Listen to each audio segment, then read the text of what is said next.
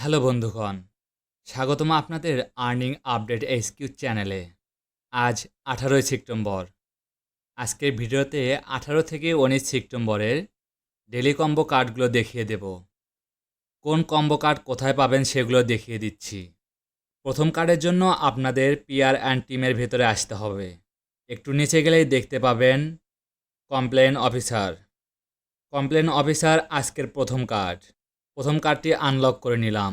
ভিডিওটিতে অবশ্যই একটি লাইক দেবেন এবং কমেন্ট করে জানিয়ে দিন ভিডিওটি আপনাদের কেমন লেগেছে। দ্বিতীয় কার্ডের জন্য আমাদের মার্কেটে আসতে হবে।